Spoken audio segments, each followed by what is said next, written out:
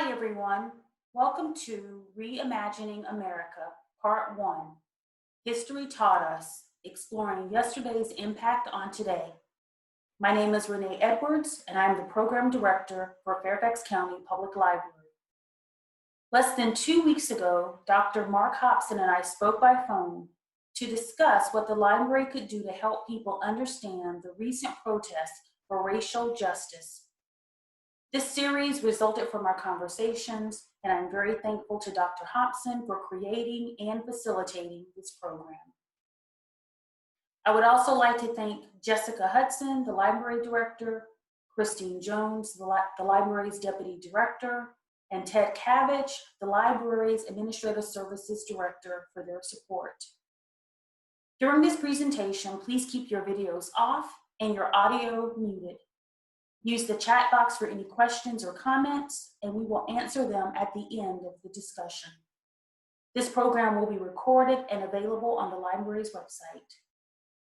Please allow me to introduce our series facilitator, Dr. Mark Hopson. Dr. Hopson is the Director of African and African American Studies and the Associate Professor of Communication at George Mason University. He is co-editor of the forthcoming book, Reimagining Black Masculinities, Critical Essays on Race, Gender, and Public Space. Welcome and thank you, Dr. Hopson. Happy to be here. I'm happy to be here at this time. And I think it is a crucial and necessary time indeed.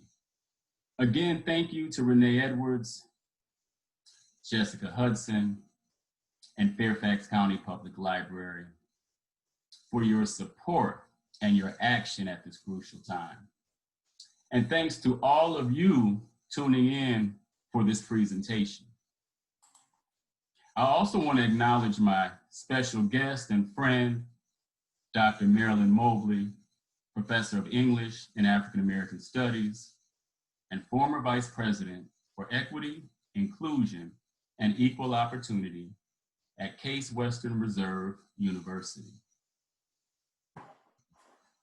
Our time will be structured in 3 ways. I'll take some time to reflect on the theme history taught us.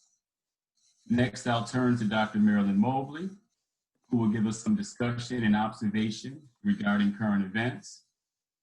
And then we will conclude with questions and answers from the audience. Now, on May 25th, Minneapolis police officers arrested George Floyd, a 46-year-old Black man, after a convenience store employee called 911 and told police that Mr. Floyd had bought cigarettes with a counterfeit $20 bill. 17 minutes later, after the first squad car arrived, Mr. Floyd was unconscious and pinned beneath 3 officers, showing no signs of life. Consequently, Mr. Floyd is killed, and the country, indeed the world, is forced to grapple with where we are now. Reimagining America, discussions on race, justice, and social protest is our attempt to understand and learn from where we are now. For the sake of clarity, reimagining is the process whereby we stimulate new knowledge. It is the integration of the past and the present. It means to imagine and form a new mental picture of what the world has been and can be. Now, regarding Mr. Floyd, my personal response to the killing of George Floyd includes feelings of anger, sadness, weariness, and just tired, sick and tired of Black people dying at the hands of law enforcement and others, seemingly related to race and racism. As a father, son, brother, spouse, educator, Black man, and most of all, a human being, I am supportive and thankful to this generation for protesting and for demanding respect, responsibility, and justice. Young people everywhere, different colors, different backgrounds, different ethnicities, and different experiences have shown the willingness to protest against actions that have been disrespectful, irresponsible, and predictable. First, Mr. Floyd's death exemplifies an ongoing disrespect for the Black body within the context of white supremacy ideology. Repeatedly, Black life is shown to be disposable and disregarded with little more than false justification. Boys, girls, men, and women, it matters not. The disrespect for Black life is ongoing. Some of these cases exemplify the ultimate respect for Black life and human life. Second, police violence reveals disturbing levels of irresponsibility on the part of the city, state, and federal leaders, all of whom say they're concerned. Yet these issues continue. Those of us who study and teach on intercultural and interracial interactions, we understand one central tenet. There is a big difference between empathy and action. Empathy is where you start, it's knowledge of the issues, but action is your responsibility. If you don't condemn injustice, your silence will condone it. Each of us must accept responsibility for societal health and well-being. The policing in question has demonstrated disturbing levels of irresponsibility. Last, police violence has been predictable. By now, recent events should be no surprise. We've seen it all before. We saw it with George Floyd. We saw it with Michael Brown, Freddie Gray, Eric Garner, Philando Castile, Sandra Bland, India Kager, and 12-year-old Tamir Rice. Furthermore, we've seen it with wannabe police who took the lives of Trayvon Martin, Jordan Davis, and Ahmaud Arbery. We can even go back to Emmett Till and George Stenny Jr. Now, I'm reminded of this concept that has plagued American history for as long as this nation, as this land has existed. And the concept is simple. It's called lynching. Lynching is any form of race-based murder. Lynching includes shooting, hanging, stabbing, beating, etc. In addition, lynching is rhetorical. It is meant to terrorize. The history of America includes a history of lynching. After 1865, there's an increase in lynching because Black bodies are no longer seen as property. They're seen as more of a threat. And we know that America is willing to protect its property, but Black bodies are another matter altogether. In fact, between the 1890s and the 1930s, approximately 3,000 lynchings were reported. But the question becomes, how many went unreported? I'm going to pause with this. Enslaved Africans arrived in Jamestown in 1619. Emancipation, quote unquote, occurs in 1865. From 1619 to 1865 equals 246 years. Now, from 1865 to the Civil Rights Act of 1964 equals another 99 years of oppression in the form of Jim Crow and legalized oppression. Thus, from 1965 to 2020 is only 55 years that America has practiced so-called freedom. So what we're looking at is 345 years of legalized oppression versus 55 years of freedom. This nation has work to do. We've got work to do.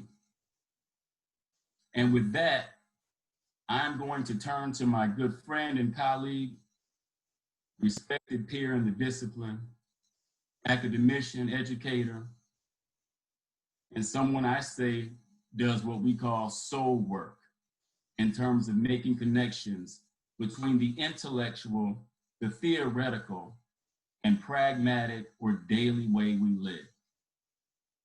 So I'm going to turn to Dr. Mobley, and I'm going to ask Dr. Mobley if we can address 3 of the questions that I have in front of us today. And of course, we'll get into some other ideas as we go, but I want to make sure we spend time on each of these questions prior to opening it up for Q&A. So I'm going to start with this, Dr. Mobley, and then I'm going to pull down the slide for a bit, and I'm going to ask you, do today's protests remind you of the civil rights movement? And if they do, how are these protests using similar strategies? I'll mute myself momentarily. Okay, thank you so much, Mark, for Dr. Hopson, I want to call you, for inviting me to be a part of this. And I want to say that I come to this teleconference at the intersection of faith and social justice. As a devout believer myself, I'm reminded that when Reverend Al Sharpton spoke at the memorial service, he said, "We've come this far by faith." And I'm mentioning that because often when people talk about Dr. King, they just talk about him as Dr. King. He was the Reverend Dr. King. And I want to mention that because if you go to the wall dedicated to him, he has the quote that many faith traditions are quoting in the wake of the death of George Floyd. And that is the quote in Amos 5, verse 24, that the prophet says, "Let justice run down like water and righteousness like a mighty stream." So I appreciate your opening question because, like you, my original feeling when I learned about this is I'm tired. I'm sick and tired. I wept tears. I wept tears as a mother. I wept tears as a grandmother. I wept tears as a great-grandmother. I also wept tears as a social justice activist who has been doing this work in the classroom and outside of the classroom, in organizations and on boards for years. And so you get to a point where you see another death and you say, my Lord, this is what Emmett Till's death was about. And so you have this boomerang effect of, I thought we had made progress. I knew we hadn't made enough yet. I did know that. I knew we hadn't made enough yet. I just stepped down after 10 years as Chief Diversity Officer at Case Western Reserve University. And at my university, my title was actually Vice President for Inclusion, Diversity, and Equal Opportunity. I saw you had equity on the screen. That's good, because that's what we've been working for. We've been working for equity. And I'm a Toni Morrison scholar. My scholarship in the classroom has been always about Toni Morrison. I always quote her. So I'm going to quote her now. She says, "Narrative is radical, creating us at the very moment it is being created." And so we are seeking at this moment, like we've been doing all along, to change the narrative. When Dr. King was marching in the street, when we looked at that picture, and I remember seeing the picture of Emmett Till in the open casket, his mother made a decision. I want the whole nation, I want the whole world to see what they did to my child. And so one of the differences is that we have these cameras. We have these cameras rolling. And so as Brian Stevenson, who works at the Equal Justice Institute, and I saw something on the screen about it, you referenced lynching. And so I think people need to make a trip down to Montgomery, Alabama, and go to his museum and see the memorial to lynching. It will literally rock you. It will move you. But Brian Stevenson has been doing really critical work. And I think one of the words he used is proximate. There's something about these cell phone cameras makes this story more proximate. So it makes us go back to an earlier moment in time. It makes us go back to an earlier moment in protest. And there were women who were critical in the earlier movement. We have a Black Lives Matter movement because of 3 women who started as a love letter, which became a hashtag. But those three women said, this cannot happen. What happened to Trayvon Martin, they said it cannot happen.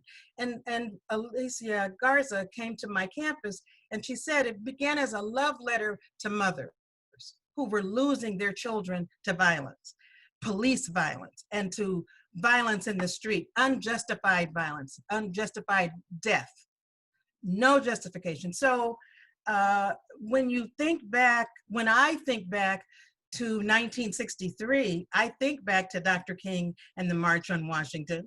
I was little. I had to stay home and watch my parents on TV. My parents went to the March on Washington in 1963. I was home with my aunt and my cousins, and we were watching together as a family. I was peering at a black and white television, looking for my parents, who were social justice activists, who taught me you have to care about the situation of your people. My parents taught me that. I carry as an heirloom my father's copy of The Fire Next Time. I carry this as an heirloom. He published it the same year as the March on Washington. And in there, and I want to read this because it shares the difference between that moment and this moment. James Baldwin says, everything now we must assume is in our hands. Everything now. His now was 1963. Check that out. His now was 1963. We're talking about 2020. But he says, we have no right to assume otherwise. If we, and now I mean the relatively conscious whites and the relatively conscious blacks who must, like lovers, insist on or create, there's your word imagination, reimagination, or create the consciousness of the others, do not falter in our duty now, we may be able, handful that we are, to end the racial nightmare and achieve our country and change the history of the world. If we do not now dare everything, the fulfillment of that prophecy recreated from the Bible in song by a slave is upon us. God gave Noah the rainbow sign, no more water, the fire next time. James Baldwin wrote that in 1963. People were marching because they believed that. And I'm sick and tired of people quoting, I have a dream, because we have been living a dream deferred. And I know people love to talk about Dr. King, but they need to read Dr. King. They need to read another book that's in my library, Strength to Love, how Gandhi inspired him to do the movement. They need to read Where Do We Go From Here, the last book he published before he died. And that whole title is Where Do We Go From Here, Chaos or Community? And so people need to read that because we clearly are in chaos. That book by Dr. King in 68 is so prophetic.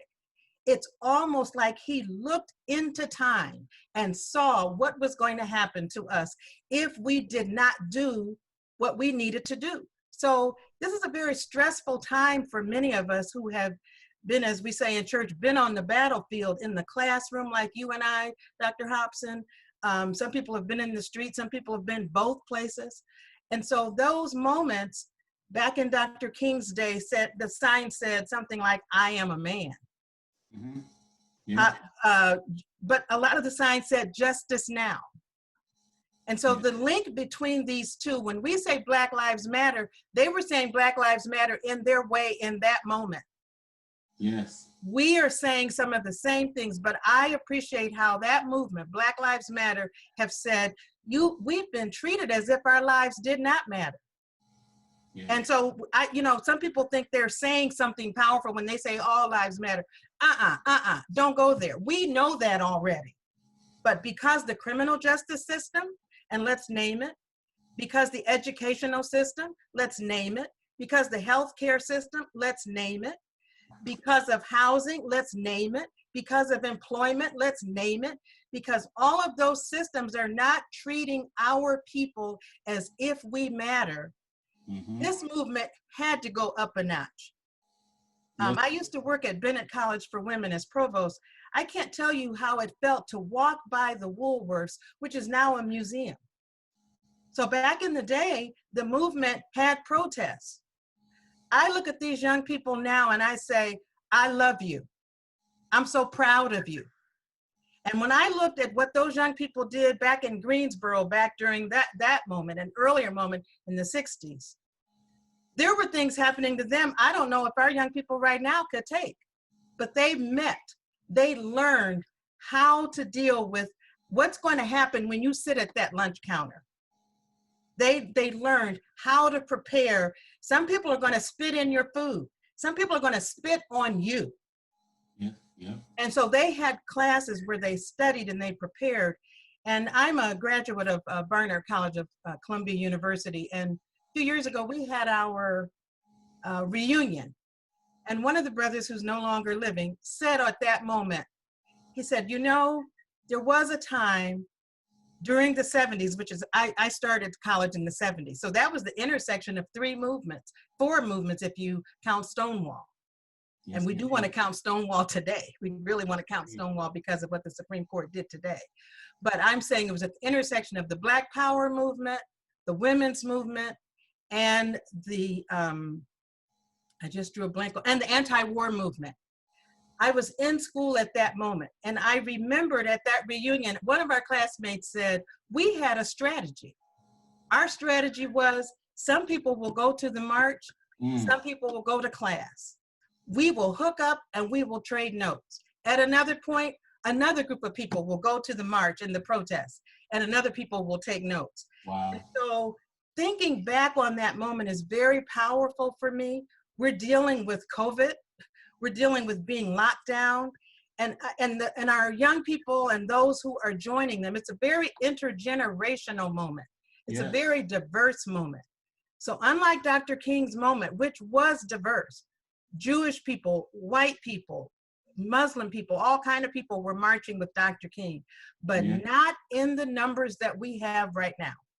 And so when Toni Morrison says narrative is radical, this is a radical moment for changing the narrative. Yes, and there's an urgency about this moment. We cannot tolerate our young people or anybody. My sons are 41 and 45 years old. They live in two different cities, Brooklyn and DC. I'm here in Beechwood outside of Cleveland. But I have a grandson who's not that far in age from Tamir Rice. And so regardless of what age they are, and I'm so pleased we're lifting up the name of Breonna Taylor as well. Yes, indeed. Because it's not just about in my hometown. It's about Black bodies, period, male or female. Yes, indeed. And our empathy says we care because we are connected. Dr. King says we are interdependent. Yes, yes. There are people who love to tell you, oh, I feel so bad. I'm so sorry what you're going through. No. It's what we are going through. And the empathy that you named, Dr. Hopson, is missing if people believe they can pat us on the head and say, I'm so sorry for what you're going through. If people don't understand, this is a reckoning for this country. This is a moment of reckoning. And so by reckoning, I mean, this is an opportunity for us to think about just how powerful an idea democracy is and how fragile it is. The pandemic, we got two going on right now, okay? So we got COVID going on. And I remember telling people 3 months ago, COVID was exposing racial disparity. It was exposing inequities. Because why do they have to say if you look like me, you're more vulnerable? If you got, why do they need to say the disproportionate number of Black people? Because that's pointing to some deeper root. There are some deeper roots that need to be dealt with. So I like your word reimagining, but I also want to invoke Robin Kelly's word of radical imagination. Yes, indeed. This is a moment for radical imagination, because this generation wants to do what the previous generation may not have been able to totally get to, though they were trying. I love your quotes. The root. I love the fact that you quote so many scholars, so many activists, because we know that quotes are voices from the past that live on today. And as you speak, I'm reminded of a couple things. Number one, you remind us that the Black Lives Matter movement is inspired by the Black Liberation Movement, which shows us that generations are connected and movements are connected. You also remind us that within the civil rights movement, it wasn't about just being there and taking whatever was given to you because you were weak or scared. To the contrary, the civil rights movement and nonviolent philosophy is based on a willingness to be strong enough to accept criticism, to accept physical violence, and to continue on. And when you talk about King, I just have to remind people, they like to romanticize King in such a way that he was not a human being, but King was a human being who was murdered. He was shot in the neck for being nonviolent. Last but not least, you mentioned this. You talk about the ways that the killing of Black bodies become an epidemic within a pandemic. Yes. Talking about two viruses, two issues of disease that overlap. So I'm so happy that you bring that up. Now, let me ask you a question regarding the ways in which young people are protesting today. What do you say to those people who criticize? And I'm gonna pause and bring in one more voice for us. Frederick Douglass once said, "The thing worse than rebellion is the thing that causes rebellion. The thing worse than rebellion is the thing that causes rebellion." So I'm asking you, what do you think about the ways in which young people are being criticized for how they protest? Well, I want to quote a poet. I've already quoted Toni Morrison, so now I'm going to quote a poet. I want to quote Audre Lorde, who says, "When we speak, we are afraid our words will not be heard or welcome. But when we are silent, we still are afraid. So it is better to speak, remembering we were never meant to survive." So President Obama talked about, when he was running for office, talked about the fierce urgency of now. There is a new sense of urgency right now that I heard a young lady say, we need to pay attention to. There's protesters, there are looters, and there are rioters. And I wish I could quote her name, but she just did a powerful video about that. We need to remember that there is a direct link between the protests now and the protests of Dr. King's moment. That there, and our struggle goes even further back. As far as I'm concerned, the struggle goes back to Frederick Douglass. It goes back to Sojourner Truth. It goes back to Harriet Tubman. So we've always resisted our oppression. We've always resisted people treating us as if our bodies didn't matter. And we have to go back to the Constitution, because the Constitution didn't really start right. It had us as 3/5 of a person. So if people don't understand that how we teach our history, what we do with our history matters, and that the young people who are in the streets are upset about that history, then we will miss it. But I think what happens, and we need to be really careful when we speak in support of those protesters, we need to keep in mind most of those protesters are honoring what the families have asked. I just heard the Brooks family, we know this other young man in Atlanta was just killed, Rayshon Brooks, and I hear his family saying, we want peace. Most of the demonstrators are saying, we want peace. We want peace, we want peaceful demonstrations, but we're not going anywhere because our marching matters. Unfortunately, there are some who are joining the marches who may not have peace in mind. And we have to know that there is what I call righteous indignation going on right now. There is righteous indignation. So when you bring a gathering of people together for a protest, you're not always going to be able to control every voice in the movement, but there's so many voices now. And I'm encouraged because the voices are everywhere. They're in Toronto, they're in Africa, they're in Europe. Voices everywhere in support of the justice we're seeking. So, I mean, people need to be more upset about what led to the protest. I think that's the point of your question, and I love that question.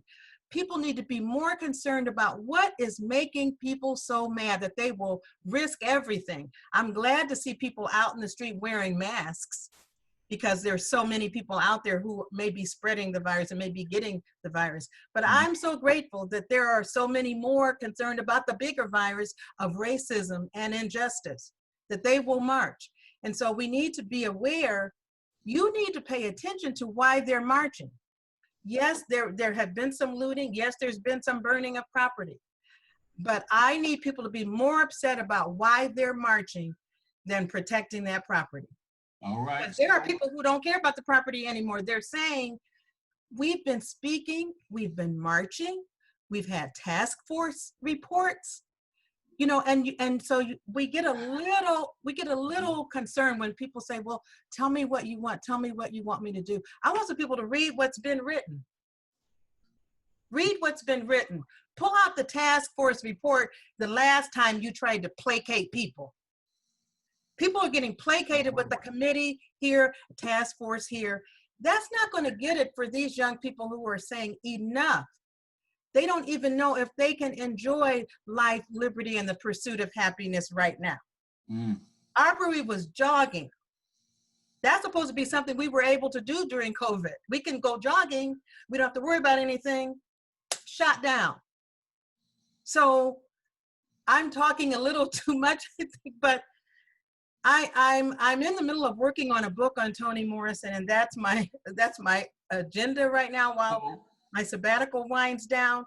But I thank you, Mark, for inviting me, because it's been hard to write. There are some days when it's been hard to work on my Toni Morrison book, and there are other days when I can't wait to get to the book because it helps me calm myself down.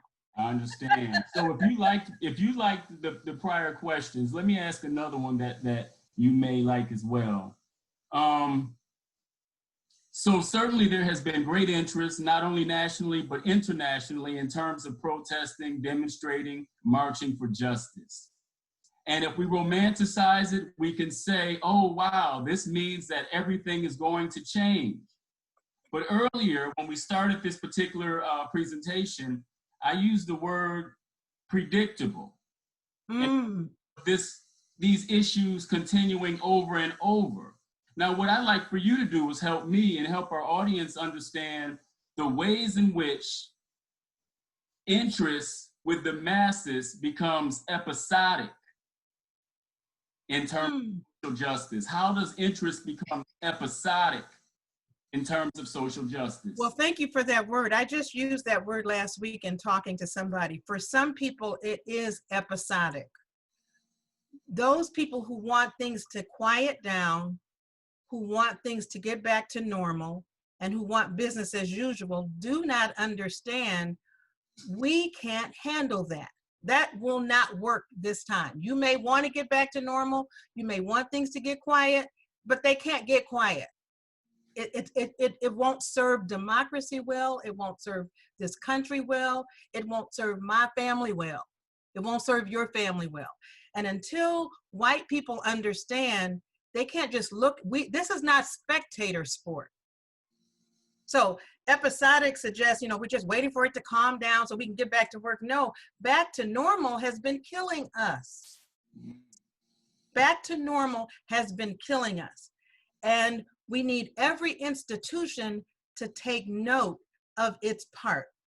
Every institution. So whether we're talking about the health field, whether we're talking about housing, whether we're talking about education, whether we're talking about the church, every single institution needs to look and say, I need to do some introspection.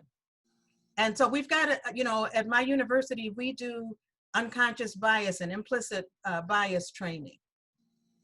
Because it's important for people to do, let me look at myself. What is my role in this? When was I quiet when I should have spoken up? When did I have on blinders? When did I use language like race doesn't matter? I want to be colorblind. I don't want you to be colorblind. I want you to see me. Aubrey, I can't think of the woman's name now. She did a play. She did a film called When They See Us. Yes. And Reverend Otis Moss III did a wonderful sermon about When They See Us. He also has done a recent film, a sermonic film on the cross and the lynching tree. So I think this moment requires that we do some serious introspection and look at every single institution, because when those young people, and I say young people because Black Lives Matter was started by young people, but it really is an intergenerational movement now. It's a very diverse intergenerational movement now, more so than before. But I think we should remember Dr. King was very young. I mean, the people part of the nonviolent movement that we're talking about started long ago. And so, started when they were very young, when they were students. The people at those counters in Greensboro, those were students. And so I like that link between the past and the present, that it is young people who are leading us. I'm 68 years old. I'm still young at heart, but I'm so grateful that there are people who say, what's happening is not right. Yes, indeed. Can anybody see that what's happening is not right? And I want to share a story because I saw a question down there in the chat. When I taught, so I'm the founder of African American Studies at George Mason. And when I taught at George Mason, I remember teaching a course on slavery and the literary imagination. Yes. And one of my Jewish students took advantage of an opportunity I gave them. One of my Black students said, there's a book in Fairfax County that is using this section in the history section on slavery. Dr. Mobley, I think you ought to see this. I use this now in diversity training in Cleveland because it says how the Negroes lived under slavery. And in there's a picture. And on this picture, there's an African family and a white family. And the father is shaking the hand of the white man. It's a mother, father, sister, brother on either side, Black and white. And the two men are shaking hands. The Black family looks like they have on Sunday go to meeting clothes. And it looks like, how was your cruise? That's what the picture looks like. Wow. And then it goes on to say underneath the picture, it was not nearly as bad as some have said, and so on. If my children had got a textbook with that in it, they would have run home and said, Mom, we got to do something about this. They would say, Daddy, we got to go up to the school. So what I'm saying is I had a Jewish student, when I put that on my exam, the Jewish student said, Dr. Mobley, can I talk about the illustration? I said, my dear, you get an A. I am in touch with that student now. She just got a PhD a couple years ago. But I said, my dear, you get an A. I said, every time I do diversity work, I'm going to be talking about you. I gotta interrupt you here. That children are learning about slavery in Virginia, thinking that it was not nearly as bad. Dr. Mobley, someone told my daughter was maybe third grade, one of her teachers. Yes. To her, slavery wasn't that bad. Yes. So as a strategy, and I'm going to come back with a question regarding strategy, but as a strategy, an educational strategy, what I did was gather some materials that demonstrated life under slavery and the idea of lynching, went and showed the teacher, had a discussion, informed the teacher, and once the teacher realized what the truth is, that teacher swore to change a philosophy regarding something for which she had no knowledge. Very good. Good. So here's my issue though. Listen to this though. The language that she used, coming from a position of authority, became known as truth. So all the students who heard it took it as truth, even if it was coming from an uninformed position. So it makes me think about the ways in which language becomes strategic to our knowledge or not. So here's an example. You talked about different movements, but we can think about how history is taught today in terms of how the slaves, quote unquote, and I don't like using that word because these were enslaved humans. Enslaved people, don't create slaves, these are human beings. But we oftentimes give credit to Abraham Lincoln for freeing the slaves. And I say to you, and I say to students, Abraham Lincoln is not God. Abraham Lincoln did not free anyone. Abraham Lincoln, in fact, told the dominant majority to ease up on the violence, to ease up on this idea of institutionalized slavery, and to emancipate according to law. So what we take as being the power, the almighty power of this man based on gender and race and everything else we imagine about him, what we're doing is we're giving him undue power. Last point on language. In terms of language, again, even when we teach history regarding the Black experience, you see the way in which different transitions take on a political meaning. So we go from enslaved Africans who've had names taken to disempower them to then being considered a new name, whatever that name might be. But even after that, we hear terms like colored, Negro, Black, African American, person of color, descendant of Africa, American descendants of slavery, etc. All of these names take on political connotations. They take on political meanings. And so what I'd like for our learners to understand is that when we consider things like all lives matter and Black lives matter, what you're suggesting is that the power is the same when it is not. Right. And it's never been in the Black experience that our language has had the ability to actually create power that influences the dominant society or larger society. So I'm going to come back to you and ask you this. Your work in equity, your work in equal opportunity. So how do we use all of this information we're gaining? How do we use all of these experiences we're learning about? We have a few more open ears and hearts, right? Agape love was at the top of King's nonviolent philosophy, and that is heart to love people for the sake of being people.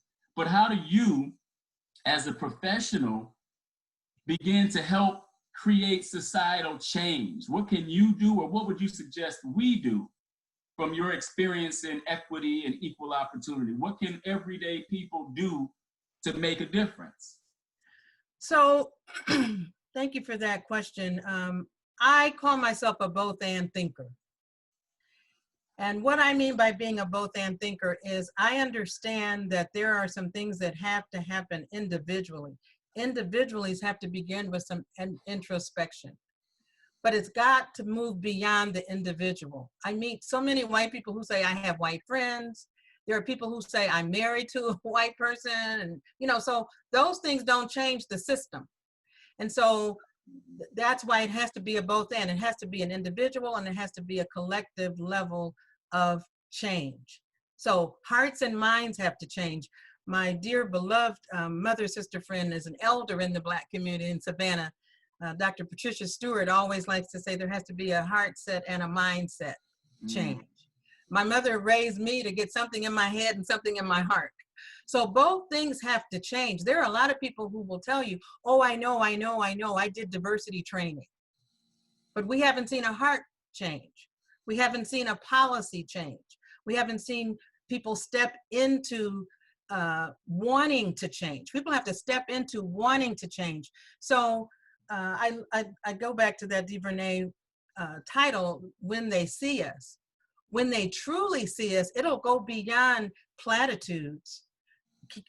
Going back to language, it'll go beyond platitudes. It won't be episodic, but there will be people who will link up with us, shoulder to shoulder, arm to arm, and say, I want to change this. I want to change that. I want to begin doing what I see. I sat at a board meeting and was quiet. I saw something come home from my child and didn't say anything. Your strategy with your child, other people need to get involved in that. We can't hear about a school district and say, oh, well, that's not my zip code. That attitude has got to change. If that attitude doesn't change, we are going to watch democracy get unraveled before our very eyes. And so for me, that's part of the strategy is I'm not dismissing diversity training. I'm just saying that's step one.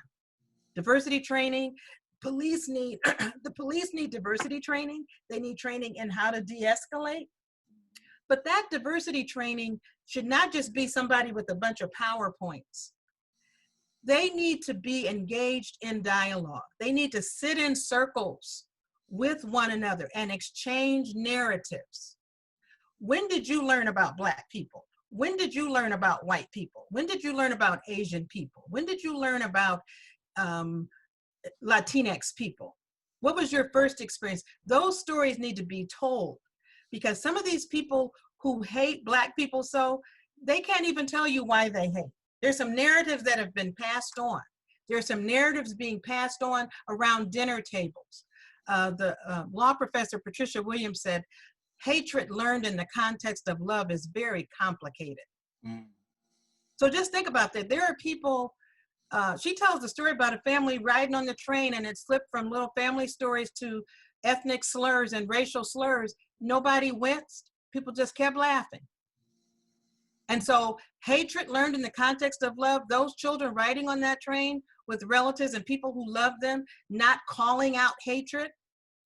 Some people need to join Black people in calling out hatred. Need to join Black people in calling out injustice when they see it. They can't treat it like it's like it's the problem of Black people. What they have allowed by their silence, and I call it limp wrist. Limp wrist meaning not raising their hand to join us in the struggle. That has meant the struggle is now at a point that we can't turn back now. We cannot turn back to business as usual, because business as usual, I'll repeat it, was killing us. Mm-hmm. Business as usual was killing us. So, you know, I don't want to repeat myself, but I'm just saying, I think it's going to require that we look at what we've been reading, that we look at, should our reading list change? What kind of dialogue groups can we form? And in each of the institutions I named, what kind of dialogue groups need to be had in education, in the church, in the mosque, in the temple? Nobody gets a pass anymore. Nobody gets a pass. They can't say, oh, well, that's the Black community and their issue. No, we are citizens in this country together. Yes, indeed. George Floyd, everybody, there should be wailing and gnashing of teeth for what happened to George Floyd by everybody. There should be nobody who doesn't feel the pain of that family. Yes, indeed. And so for him to say, I can't breathe, I'm here to tell you, democracy cannot breathe. Democracy cannot breathe right now, because people who supposedly care about it are allowing Black people's lives to be treated as if they don't matter. And we're tired. You know, I love the Ella Baker song, "We who believe in freedom shall not rest until it comes." That's my new theme song. We who believe in freedom. I ought to sing it, but I'm not gonna sing it. But we who believe in freedom shall not rest until it comes. And so we're at it's a serious inflection point. So that's what I like to say. You know, you and I are educators. So it starts with, what are you reading? Can you read something new? Can you read something you have not read? In the English department at Case Western, we've been having a conversation among ourselves about a book. We've been having a conversation online about Ibram Kendi's book. Yeah. I recommend that people read Ibram Kendi's book, How to Be an Anti-Racist. I recommend that people read Robin DiAngelo's book. That white sister is on it when she talks about white fragility. Yeah. Why are white people so easily moved to tears so they cry, or moved to anger so they get defensive? We need to move beyond. We need people to feel shame. We need people to feel guilt, but know that we're not raising these issues just to keep you at shame or guilt. We got to move beyond shame or guilt to action. But if people can feel shame, I think shame may have something in it that teaches us. You know, shame, when a human being can feel shame, that's an important element of humanity, to be able to experience shame and say, oh my God, that shouldn't be happening. I think I'm complicit in that. I think I had a role in that. All of our feelings show us we're alive, right? And as I listen to you speak, I think about the idea of self-reflection. Dr. Ibram X. Kendi came to Mason last year, New York Times bestseller. Yes. Keyanya Yamada Taylor also came to Mason last year, New York Times bestseller. Ilyasa Shabazz, daughter of Malcolm X, came to Mason in the last couple years. So we've had a lot of visionaries. We've had folks come to talk about reimagining life as we know it within the United States and around the world. But I love the fact that you are not only reflecting in your discussion, you're going back to experiences, and then you're sharing experiences that have been concretized by authors and others, but you're also encouraging us to reflect. And sometimes that reflection may be anxiety, it may be shame, it may be fear. But the thing I mentioned to all of my students and those with whom I work around these issues is that once we get past that feeling, we can begin to do the work. But I think sometimes those of us who are privileged, we think the feeling is the work. When work to be done. So the convenient to the point where I'm not even used to giving that up.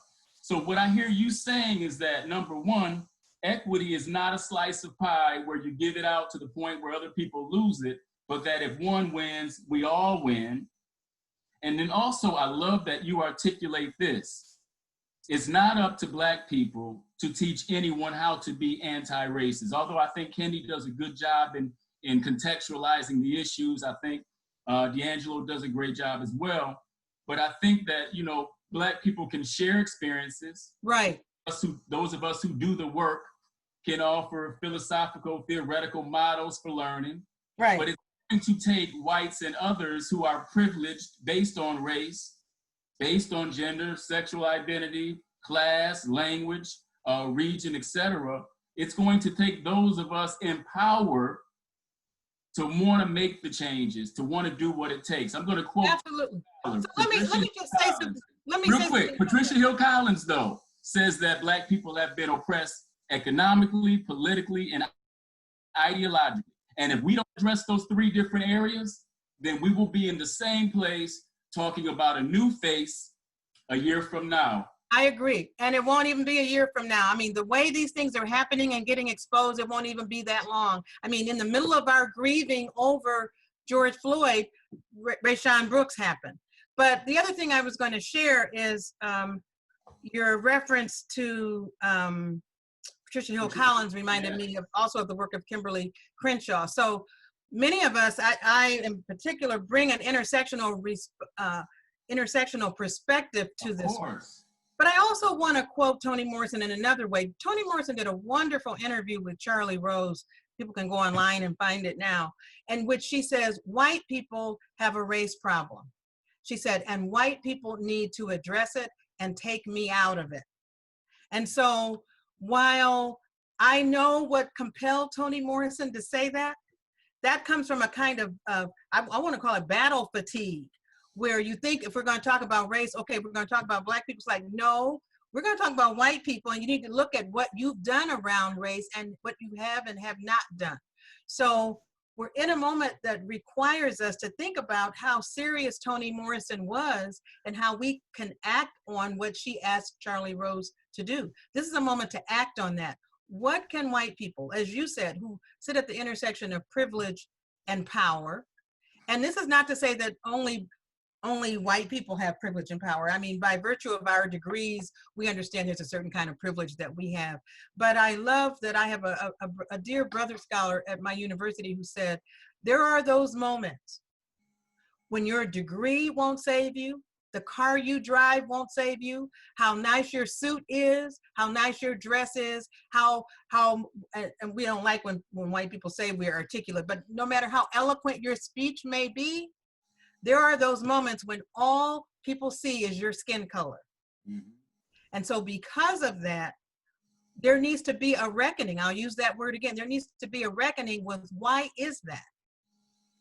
You know, so you can't have a group of Black people, oh, well, I like so-and-so and those are my friends, and look at other people who live in a different zip code and decide their lives don't matter.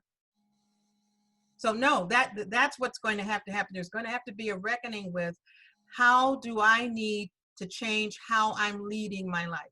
What do I need to read? What films do I need to watch? What conversations do I need to get in? So your work is communication. My work is literature and social studies, cultural studies and African American studies.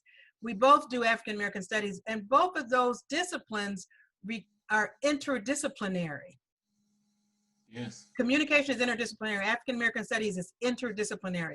So we've got to have interdisciplinary dialogues, and we've got to have interracial dialogues. Some people who normally don't get in the room with one another need to get in the room with one another. Be in dialogue. How did you learn what you learned about the other? Where did it come from? And are you willing to relinquish some of those attitudes to be uncomfortable? I love your use of the word discomfort. Because you got to move through the discomfort.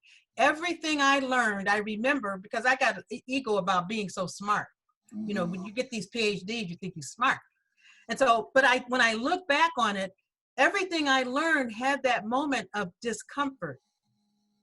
Learning requires some discomfort. I know so much, there's something I don't know. I got to go through some things to get some new learning. We need white people to be willing to learn what they have not learned, and to reckon with what they need to change. And the same is true for Black people. There are some Black people who got so privileged, the civil rights movement created integration. It created integration. So we got in spaces where we had not been before. So this also requires a reckoning on the part of Black people. If you are so comfortable with where you are that you can't look at who's in the street and say, but for the grace of God, there go I. Breonna Taylor, I could be Breonna Taylor.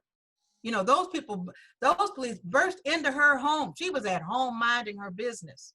Yes, indeed. And so we need to look at how insidious this injustice is, how insidious this whole criminal justice system has gotten. It's I think gotten people fail insidious to realize violence against us.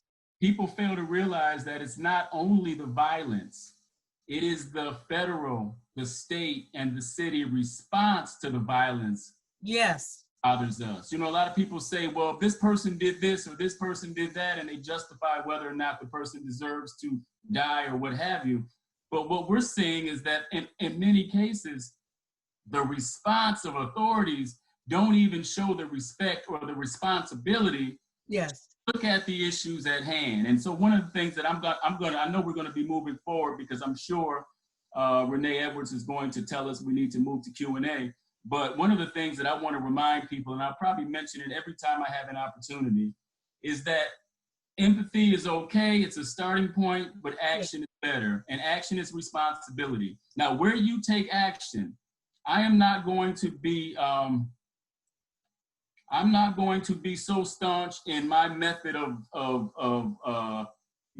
overcoming white supremacy, racism, any of that. But what I will say is start with where you are. Do something where you are. Well, okay, so I mentioned We Who Believe in Freedom. Ella's song, it's based on Ella Baker. So we're talking about voting rights. Mm-hmm. So we have an election coming up. So people need to be prepared. People need to be prepared to vote. And they need to understand, if we're talking about systemic racism and systemic injustice, we're talking about levels of how people should be involved. Will you tell folks that racism is systemic, please? I'm sorry? Remind folks that racism is not prejudice. Racism is systemic. It works. It is, this is where I was going. It's systemic, yes, in the sense that we have to consider who are the police, who are the judges, who are the prosecutors, who are you electing in your own community to make determinations around justice? Who are you electing in your own community? Who are you overlooking? Do you get as educated about who you're electing to the bench in your town, the prosecutor, the mayor? Are you paying attention to all of those? I mean, we went through something I can't even fully articulate when Tamir Rice died here. And so, I'm still grieving for the people who have lost their lives. I'm still grieving with Sabrina Rice and others who have lost their children. Yes, indeed. But when we say justice, that means, when we say it's systemic, that means who's in the courtroom? How are you treated when you walk into the courtroom? I was part of something here in Cleveland called First Year Cleveland. We were looking at how often Black mothers were not making it, were not getting to hold their babies. How many, what's the infant mortality? Why do the numbers look like we're a third world country? Wow. And so there are reasons to look at all kinds of systems, and systems mean how are people treated from the moment they enter the system? The man who was just killed, there was a level of respect that he deserved, to get back to your word respect, because he fell asleep. He was asleep at the Wendy's window. Mm-hmm. You're gonna die the day you fell asleep. You didn't just get arrested. Yes, indeed. And he was afraid to get handcuffed. That brother knew what happened to George Floyd while he was handcuffed. Yes, indeed. The knee on his neck was while he was handcuffed. So we have to say it's systemic, because that means there are systems in place that people have benefited from. People are profiting from systems in place. Mass incarceration, there are businesses profiting off of the incarceration of Black people. Private industry, yes. Private industry profiting off of getting our bodies off the street, out of the way, no matter what the infraction. Yes, indeed. Minimal things. And I can't really fully go here today. I know. I see Renee is back. I'm going to ask you one. Oh. So before we go to Renee, I'm going to make one comment. I'm going to ask Dr. Mobley for any final words, and then we go into Q&A. Is that okay? So one of the things that Dr. Mobley reminds me of as we do this work, you know, it takes a lot of energy, effort, and time to create or to recreate systems that hold equity and value for all human beings. But one of the things that I like to remind people is that intercultural communication, interracial communication is much like a dance. And sometimes the dance can be smooth, sometimes the dance isn't so smooth, but you have to keep dancing. You got to keep doing it, you got to keep practicing. And the more you do it, the more intentional about it you are, the less work you have to do on the back end. So I'm going to pause on that. I'm going to ask Dr. Mobley, any last bit of advice, suggestion, observation before we move to Renee? I've named a lot of books, so I recommend that people do some reading that you have not done and understand that we who believe in freedom shall not rest. And I love the scripture in Micah that talks about beloved community. What does God require of us? But to love mercy, do justice, and walk humbly with our God. And I realize everybody may not be a believer the way I'm a believer, but to do justice and love mercy and walk humbly with God is what is required right now, with our Creator, the very person that gave us the breath of life. Breath of life. We have the breath of life thanks to God. And yes, so because indeed. of the very breath of life, this moment compels us to care about our fellow human beings. And yes, I go back to Toni Morrison's Nobel lecture. She says it's in our hands.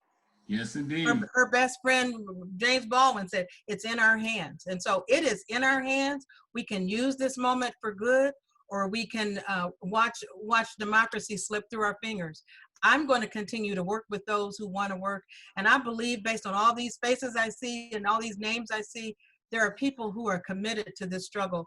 This struggle is absolutely worth it, not just for my children and grandchildren and great-grandchildren, but for everybody's. Yes, indeed. Yes, indeed. So we're done, but this isn't the end. And history has taught us that today is really just the beginning.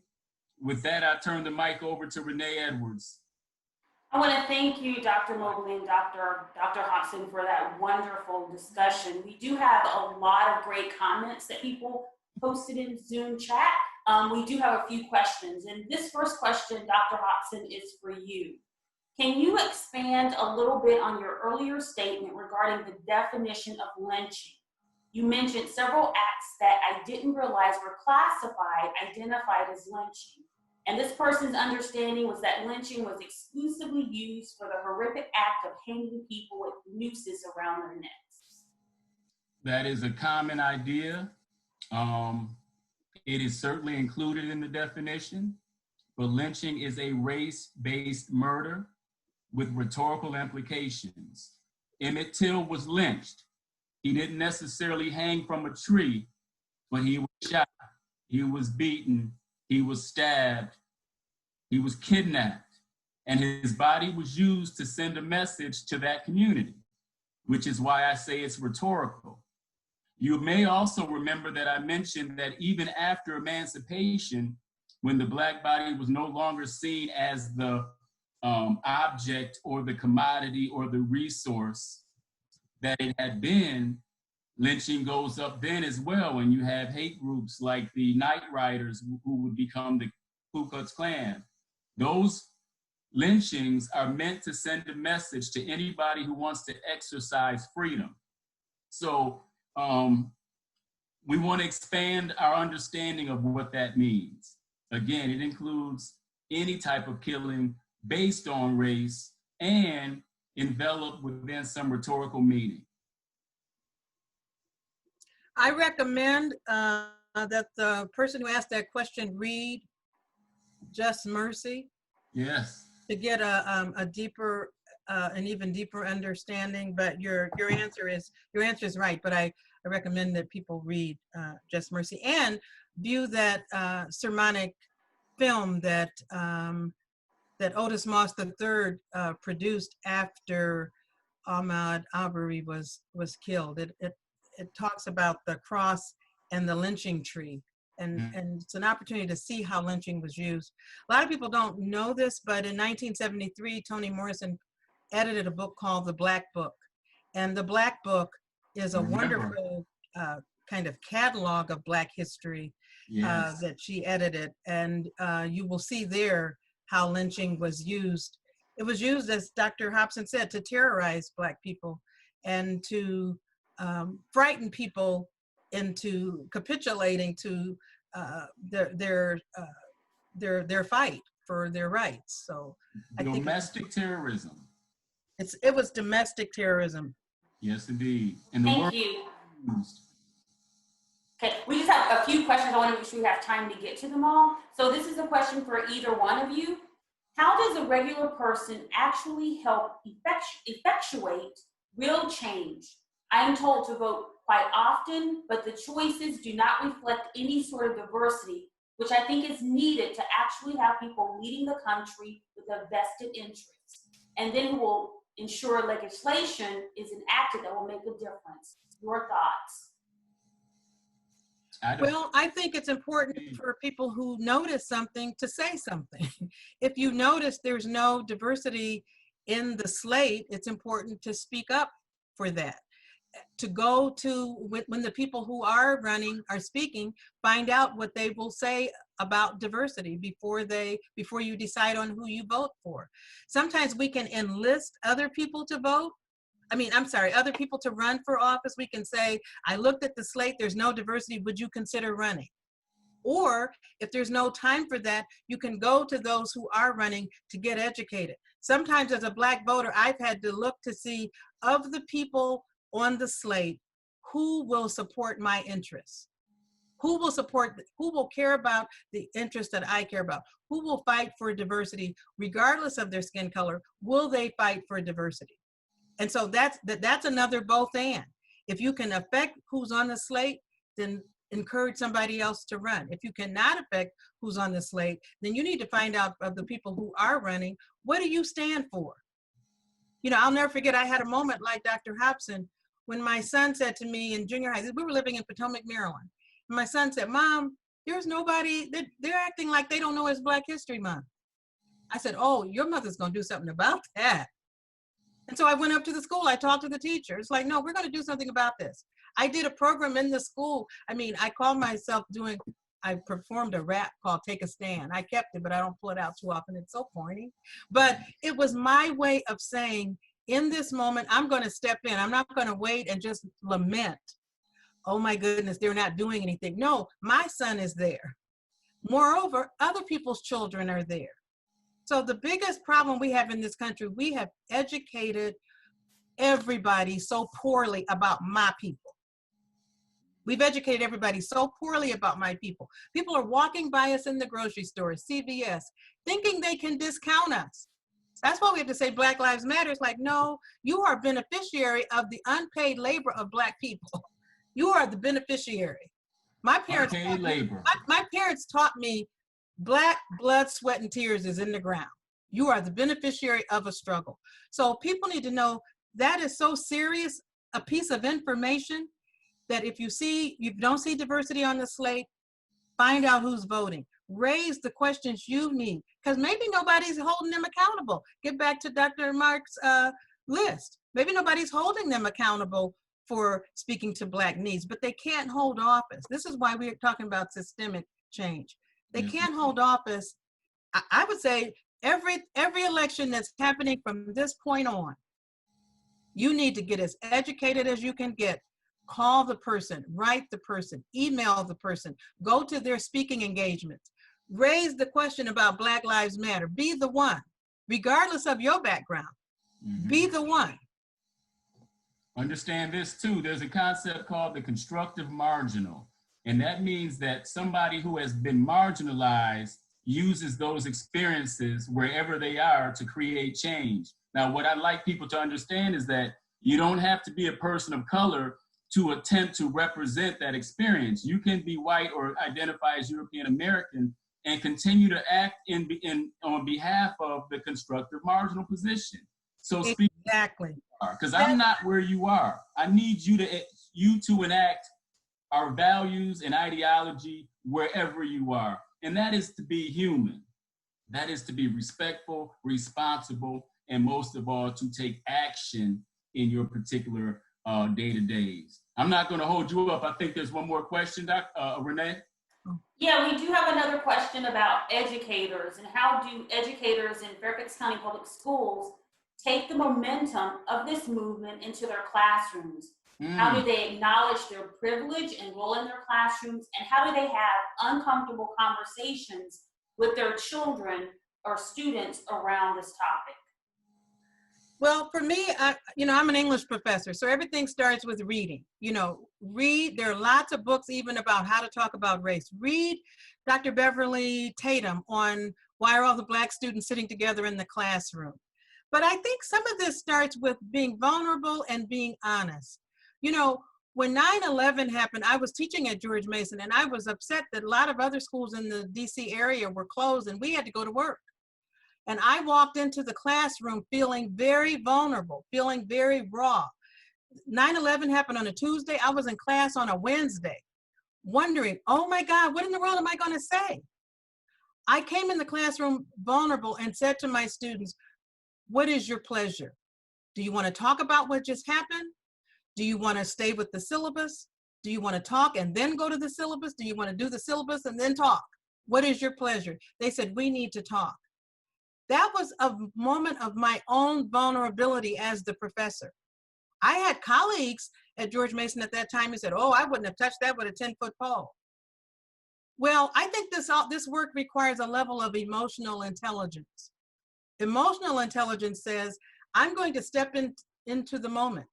I'm going to admit from my point of view, from my humanity, I don't have all the answers, but let's be in this moment together. As I always say when I do diversity work, let's stay in the room together for a minute. Let's stay in the conversation. And so I think parents, I have grandchildren and my children are doing a wonderful job of having conversations.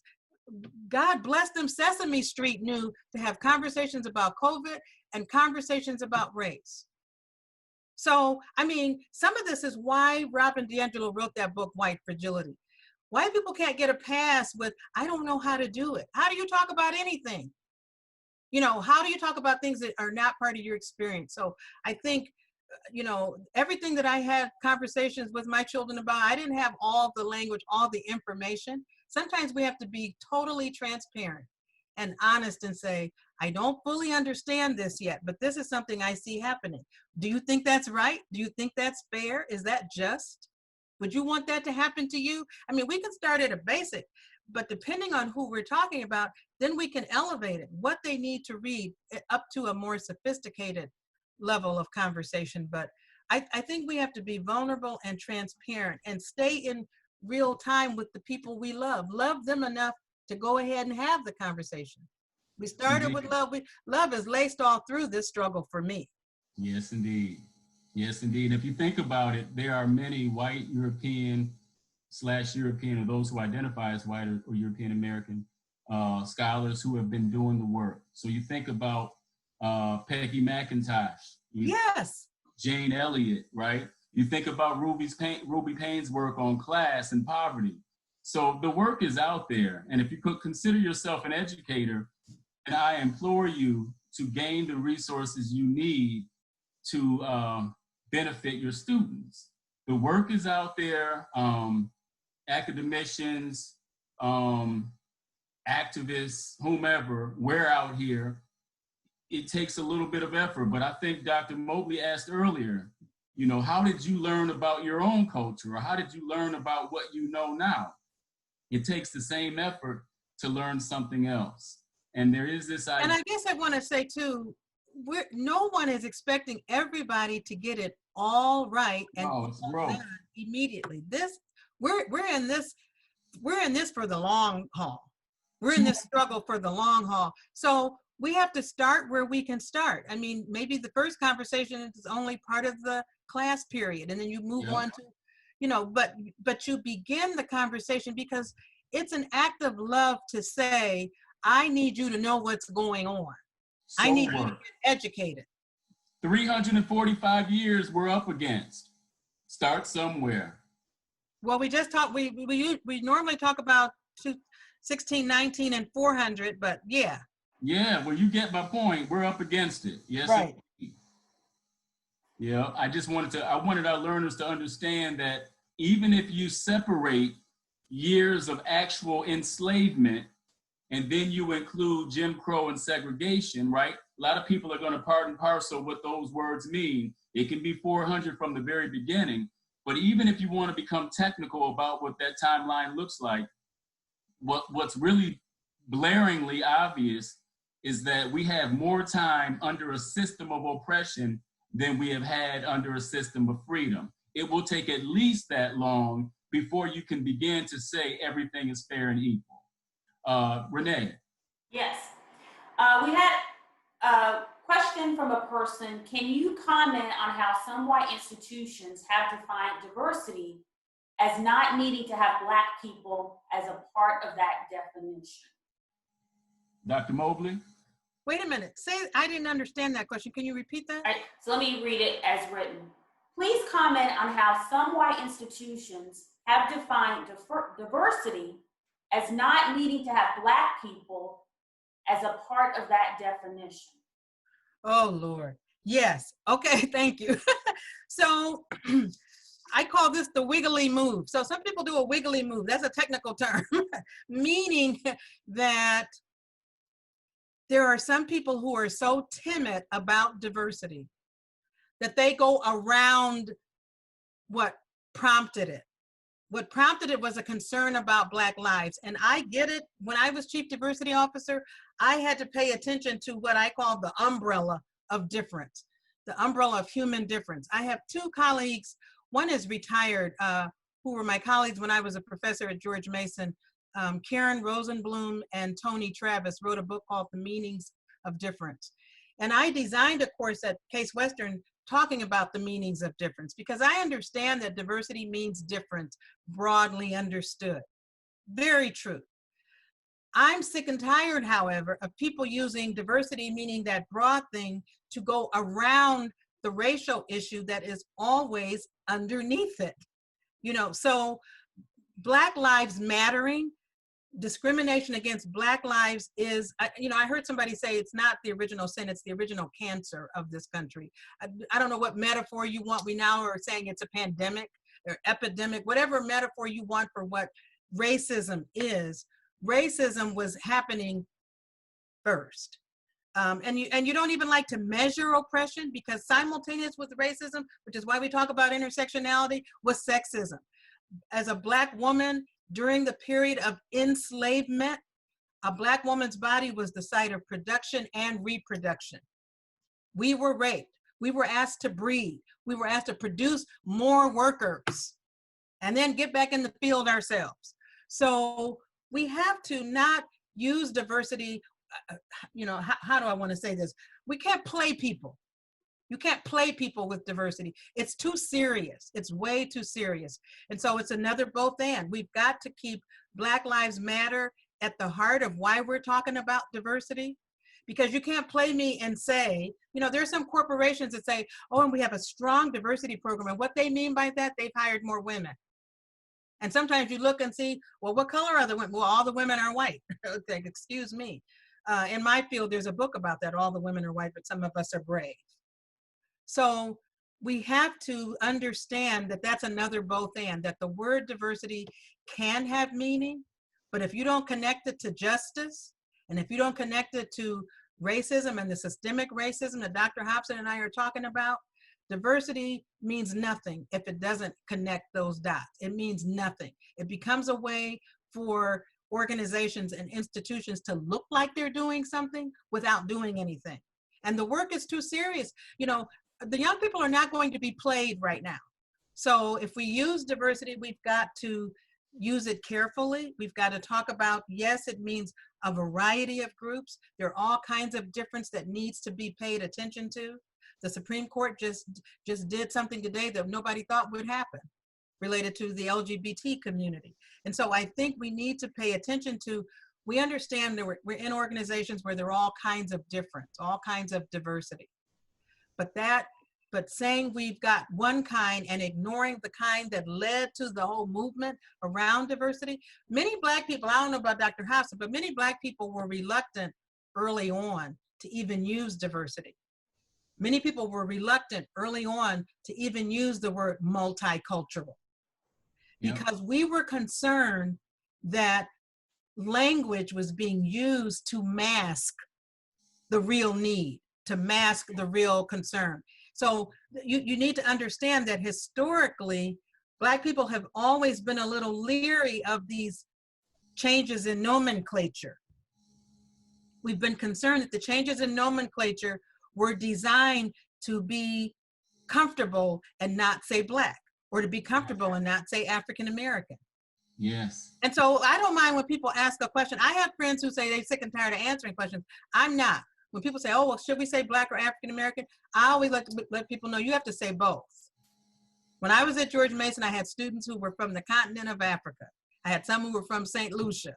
So they were from the Caribbean and from Africa. So they weren't Black Americans. They were Black, however. And some people are Black Americans. So I think we need to be careful of nomenclature, but when it comes to that word diversity, we can't be manipulated or exploited with it. It's a both and. We need to talk about race, we need to talk about racism, we need to talk about racial justice, and we need to talk about justice for women. We need to talk about justice for people based on age. There shouldn't be discrimination based on age or language you speak or what country you're from or your gender expression or sexual identity. I mean, all of these identities, all of these forms of difference need to be treated justly inside the human family. And the big one in the room, the elephant in the room is racism.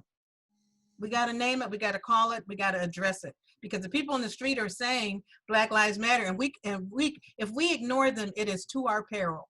Yes, indeed. You know, when you talk about nomenclature, we have to understand that language is a social construction. So I oftentimes ask students, at what point did Black or Black Americans cease to be African? But that's another story for another day.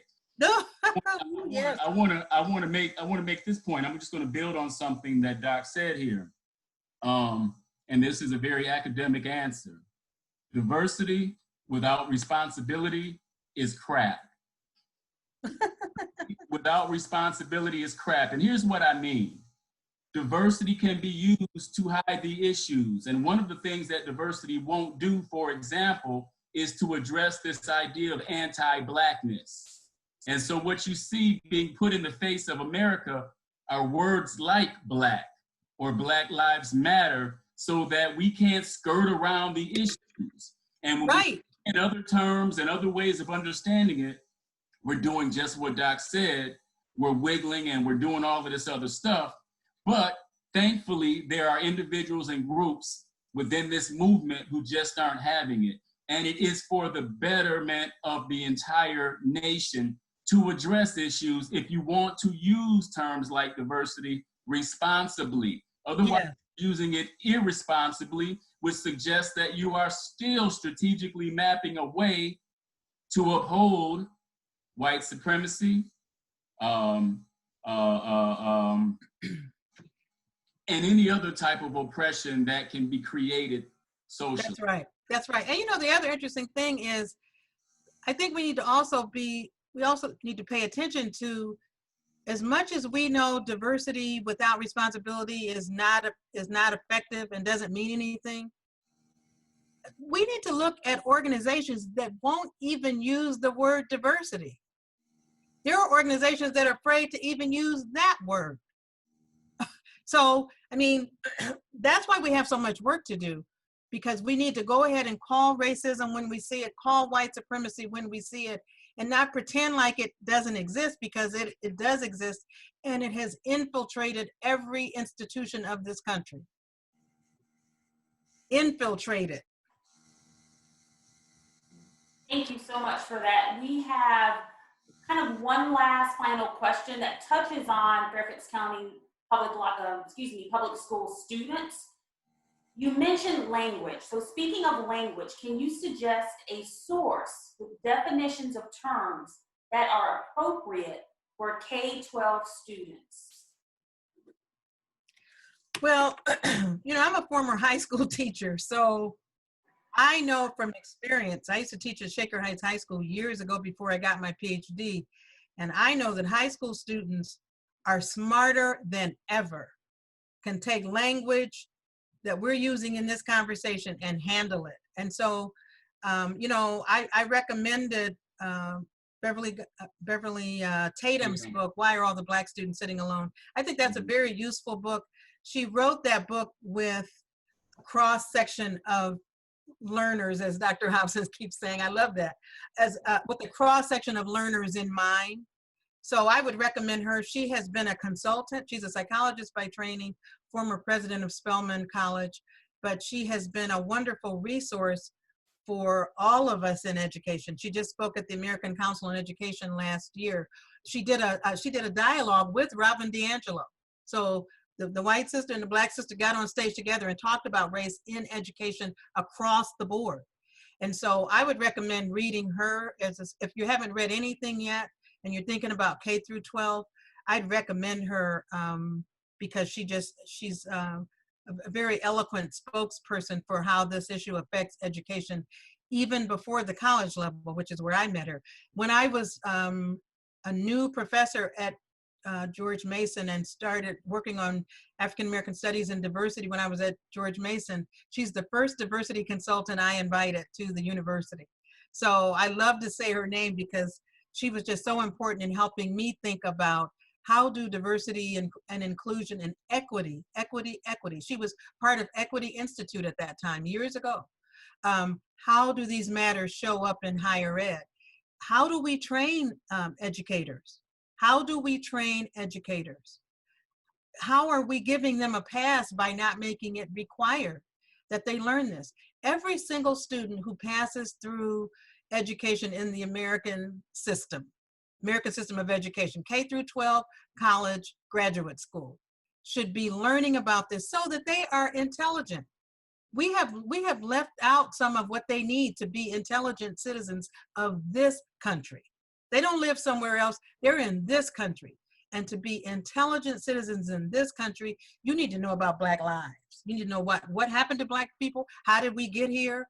And if we can get intelligent in that respect, we got something going on here. Then we will be doing democracy such a favor. We will be doing democracy a favor to say K through postdoc, no discipline. Just when you look at any college directory, just look at the disciplines, all the kinds of degrees you can get. And there are disciplines that think they get a pass. The sciences love to say they get a pass. No, they don't get a pass. Look at what's happening in the healthcare industry, people needing to understand why are Black people disproportionately getting certain things. It's nothing about our DNA. It's about something that's happening inside the different disciplines.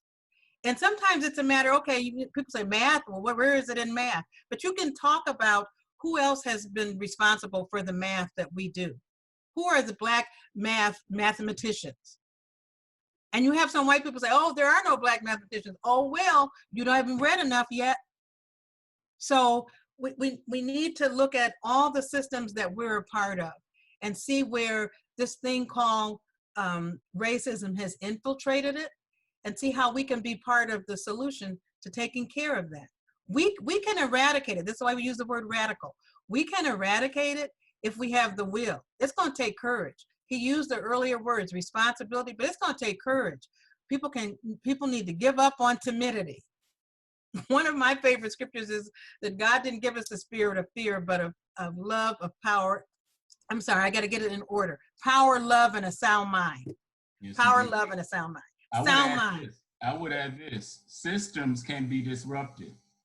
So if you're thinking about racism as institutional, societal, systemic, it can be disrupted. It's disrupted with actions, which includes education. But Renee, I would ask your audience member what they think about having an intercultural communication class at the high school level, at the middle school level, so that these words that we're hearing today aren't strange, so that these concepts aren't new. You know, some of these courses can be had at the high school level to the extent that by the time students reach maturity, by the time they reach college or adulthood, They're not new concepts. So I would include that as well. Just think about the way Absolutely. we can include this in the curriculum. And then last but not least, educators need to take advantage of education and academic opportunities as well. This summer, I'm teaching a graduate course in intercultural communication. We're focusing on what's called critical intercultural communication theory, which is a way for those who take these concepts into their professions to use information to add equity, right? To add diversity, to add new ideas and new realities to the work that's already being done. So if that person wants to start exploring reading or terminology, start in the intercultural communication discipline. The books you find there will help you understand these concepts. Start in interracial communication. I myself have done work around what's called Black communication and identity. So a lot of what I talk about are the ways in which communication occurs within and surrounding the Black experience. Thank you so much, Dr. Hopson, Dr. Mobley. This was a wonderful, very timely discussion. I will be emailing you both because there was a request for a book list of all those wonderful books that you named. So I hope you can remember them. There was also a question from our audience about sharing the chat discussion because there were a lot of great resources shared. And yes, I will share that with everyone as well. Sorry. Thank you.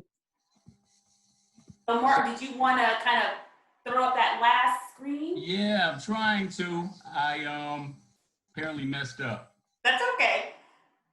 Well, well, I'll let you go ahead and finish because I think people are going to be excited about this last screen. You may get lots of emails. Here we go.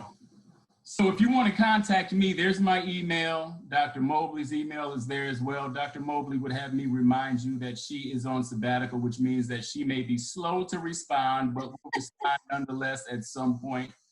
And all of your contact, all of your questions, we welcome and look forward to hearing from you all soon. Thank you all for tuning in. Yes, thank you for joining us today. Part 2 of our Reimagining America series is Why All the Protests? Having the talk about race and racism. This program is on Wednesday at 1 p.m. Registration for this event will close 24 hours before the program start time. I hope I see you then.